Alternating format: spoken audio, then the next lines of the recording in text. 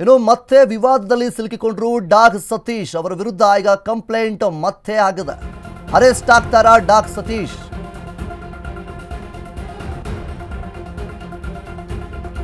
Rowdy sheeter ಜೊತೆ dog Satish ಪಾರ್ಟಿನಲ್ಲಿ buildup ಕೊಟ್ಕೊಂಡಿದ್ರು.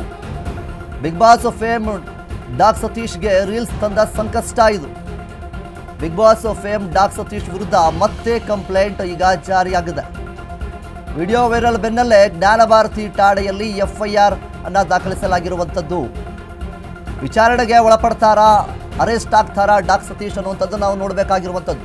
ಇಲ್ಲಿ ಮುಖ್ಯವಾಗಿ ಈ ಹಿಂದೆ ಇದೇ ಮಾರ್ಚ್ 13ರಂದು ಅವರು ರೌಡಿ ಶೀಟರ್ ಜೊತೆ ಒಂದು ಪಾರ್ಟಿಗೆ ತೆರಳಿರ್ತಾರೆ. ಪಾರ್ಟಿಗೆ ತೆರಳದಂತಹ ಒಂದು ವಿಡಿಯೋವೊಂದನ್ನು ಸಾಮಾಜಿಕ ಜಾಲತಾಣದಲ್ಲಿ ಇನ್ಸ್ಟಾಗ್ರಾಮ್ನಲ್ಲಿ ಎಲ್ಲ ಕಡೆ ಕೂಡ ಹಂಚ್ಕೊಂಡಿರ್ತಾರೆ. ರೀಲ್ಸ್ನ ಬಿಟ್ಟು ಎಲ್ಲ ಕಡೆ ಹಂಚ್ಕೊಂಡಿರ್ತಾರೆ. ಈ ಒಂದು ಸಂದರ್ಭದಲ್ಲಿ ಈ ಒಂದು ವಿಡಿಯೋ ಸಾಮಾಜಿಕ ಜಾಲತಾಣದಲ್ಲಿ ತುಂಬಾ ವೈರಲ್ ಆಗುತ್ತೆ. ಅದರ ಒಂದು ಬೆನ್ನಲ್ಲೇ ಜ್ಞಾನಭಾರತಿಯಲ್ಲಿ ಈಗ ಅವರ ವಿರುದ್ಧವಾಗಿ ಎಫ್ಐಆರ್ ದಾಖಲಾಗಿರುವಂಥದ್ದು.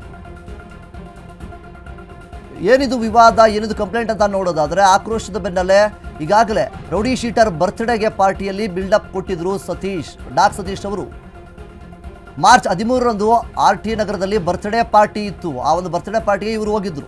ಆ ಪಾರ್ಟಿಯಲ್ಲಿ ಕಾಣಿಸ್ಕೊಂಡಂತಹ ರೌಡಿ ಶೀಟರ್ ಪಿ ಮೂರ್ತಿ ಅವರ ಜೊತೆಗೆ ಇವರು ಕಾಣಿಸ್ಕೊಂಡಿದ್ದಾರೆ. ಸದ್ಯದ ಮಟ್ಟಿಗೆ ವಿಡಿಯೋ ಸಾಮಾಜಿಕ ಜಾಲತಾಣದಲ್ಲಿ ಎಲ್ಲ ಕಡೆ ವೈರಲ್ ಆಗಿದೆ. ನೆಟ್ಟಿಗರು ಕೆಂಡಮಂಡಲರಾಗಿದ್ದಾರೆ. ಆಕ್ರೋಶದ ಬೆನ್ನಲ್ಲೇ ಎಚ್ಚೆತ್ತ ಡಾಗ್ ಸತೀಶ್ ವಿಡಿಯೋನ ಈಗ ಸದ್ಯದ ಮಟ್ಟಿಗೆ ಡಿಲೀಟ್ ಮಾಡಿಕೊಂಡಿದ್ದಾರೆ. ರೌಡಿ ಶೀಟರ್ ಬರ್ತ್ಡೇ ಪಾರ್ಟಿಯಲ್ಲಿ ಬಿಲ್ಡಪ್ ಕೊಡ್ತಿದ್ದ ಡಾಗ್ ಸತೀಶ್ ವಿಡಿಯೋವೊಂದನ್ನು ಸಾಮಾಜಿಕ ಜಾಲತಾಣದಲ್ಲಿ ಬಿಟ್ಕೊಂಡಿದ್ರು. ಅದು ಸಾಮಾಜಿಕ ಜಾಲತಾಣದಲ್ಲಿ ತುಂಬಾ ವೈರಲ್ ಆಗಿ ನೆಟ್ಟಿಗರೆಲ್ಲರೂ ಕೂಡ ಕೆಂಡಮಂಡಲರಾಗಿದ್ದರು. ರೌಡಿ ಶೀಟರ್ ಪಿ ಮೂರ್ತಿ ಜೊತೆಗೆ ಯಾವಾಗ ಕಾಣಿಸ್ಕೊಂಡಿದ್ದಾರೆ, ಅವ್ರಿಗೆ ಏನು ಸಂಬಂಧ ಅನ್ನುವಂತಹ ರೀತಿಯಲ್ಲಿ ಈಗ ಜ್ಞಾನಭಾರತಿ ಠಾಣೆಯಲ್ಲಿ ಎಫ್ಐಆರ್ ಕೂಡ ದಾಖಲಾಗಿರುವಂಥದ್ದು. ಯಾವುದೋ ಒಂದು ವಿವಾದವನ್ನು ಇವರು ಎಳೆದುಕೊಳ್ತಾನೆ ಇರ್ತಾರೆ. ಬಿಗ್ ಬಾಸ್ ಮನೆಯಿಂದ ಯಾವಾಗ ಆಚೆ ಬರ್ತಾರೆ, ಇದೀಗ ಇವರು 2ನೇ ಬಾರಿ ಈ ರೀತಿಯಾಗಿ ವಿವಾದದಲ್ಲಿ ಸಿಲುಕಿಕೊಂಡು ಏನೋ ಒಂದು ಪೊಲೀಸ್ ಮೆಟ್ಟಿಲು ಏರುವಂತಹ ರೀತಿಯಲ್ಲಿ ಪರಿಸ್ಥಿತಿ ನಿರ್ಮಾಣವಾಗಿರುವಂಥದ್ದು. ಸಾಕಷ್ಟು ಬಿಲ್ಡಪ್ಗಳನ್ನು ಕೊಚ್ಚಿಕೊಳ್ಳುವಂತಹ ವ್ಯಕ್ತಿ ಅಂತ ಹೇಳಿದ್ರು ಕೂಡ ತಪ್ಪಾಗೋದಿಲ್ಲ.